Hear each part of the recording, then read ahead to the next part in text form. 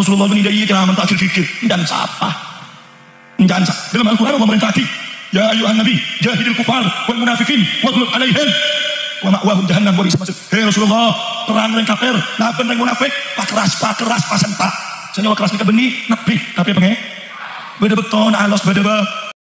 Assalamualaikum warahmatullahi wabarakatuh. Alhamdulillahilladzi hadana li tariqihil qayyim wa faqana fi dinil mustaqim. Allahumma shalli ala sayyidina Muhammad wa ala ali sayyidina Muhammad.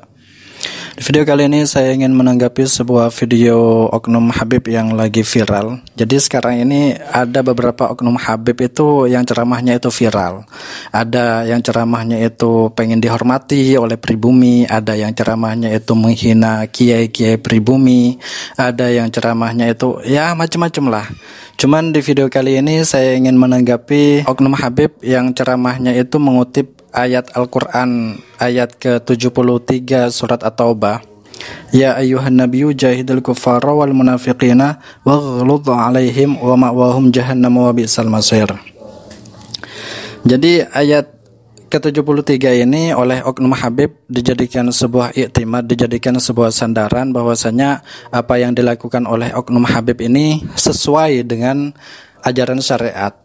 Kemudian setelah kita lihat dari maknanya saja kita mengetahui bahwasanya ayat tersebut adalah ayat atau perintah Allah kepada Kanjeng Nabi untuk memerangi orang-orang kafir dan orang-orang munafik. Kemudian ayat ini disampaikan di atas podium, yang mendengarkan itu mustami'. Dan parahnya lagi, ayat ini disampaikan di negara yang damai, di negara Indonesia yang tidak ada perang, yang tidak ada orang kafir. Kemudian buat apa oknum Habib ini menyampaikan ayat ini kepada mustami'nya? Oke lah, terlepas dari itu saya ingin membahas arti dari ya ayyuhan nabiyyu jahidil kuffara ini. Di sini Allah memerintahkan kepada Kanjeng Nabi Muhammad untuk memerangi orang-orang kafir. Nah, sebelum melanjutkan ke kalimat setelahnya, Allah memerintahkan ya ayyuhan nabiyyu jahidil kuffara. Allah memerintahkan kepada Kanjeng Nabi untuk memerangi orang-orang kafir. Kemudian oknum Habib ini menyampaikan ayat surat At-Taubah ini, ayat 73 surat At-Taubah ini di atas podium. Apakah dia itu pengen mengajarkan itu untuk perang? Perangnya kepada siapa? Kepada orang kafir. Orang kafir yang mana? Orang kafir yang ada di Indonesia. Saya kira salah kalau penempatannya seperti itu.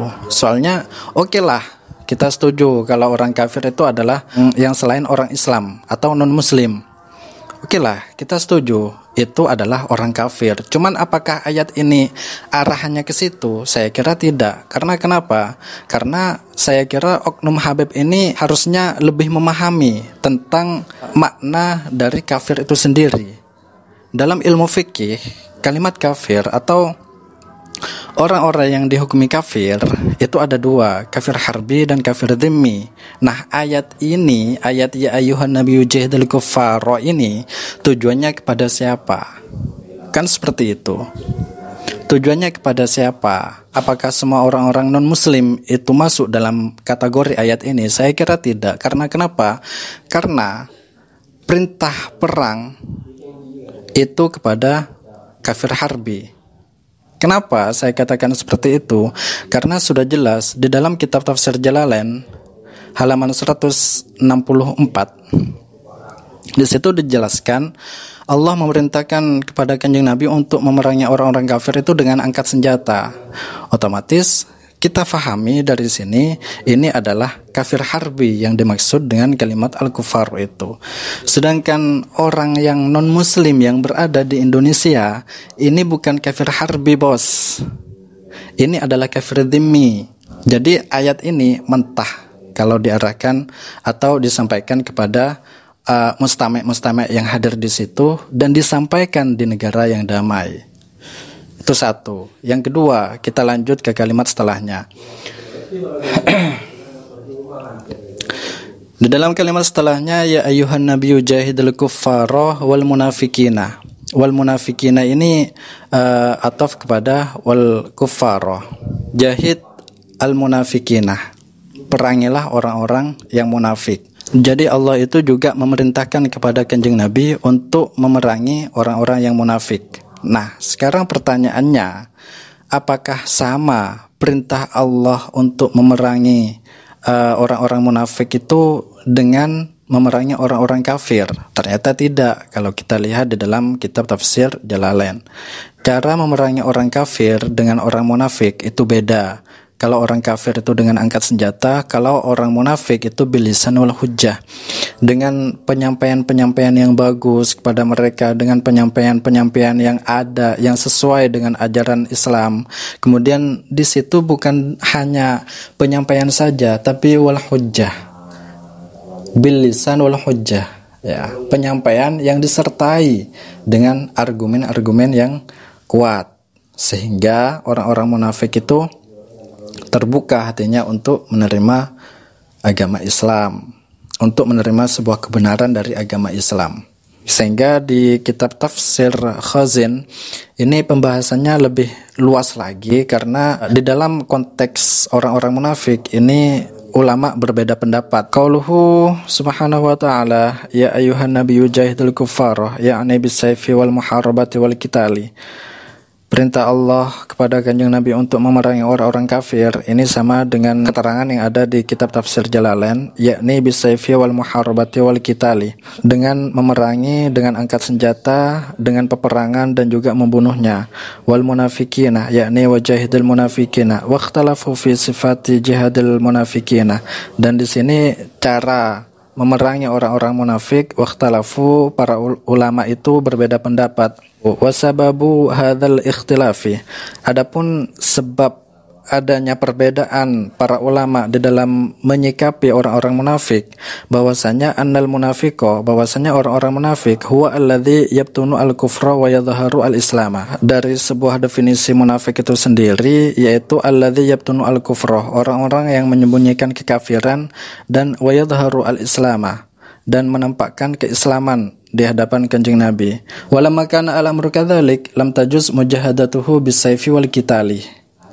Dan ketika definisi munafik itu seperti yang disebutkan tadi, lam tajuz mujahadatuhu bisayfi wal qitali, maka tidak diperbolehkan untuk memerangi orang munafik itu dengan angkat senjata dan membunuhnya. Karena kenapa?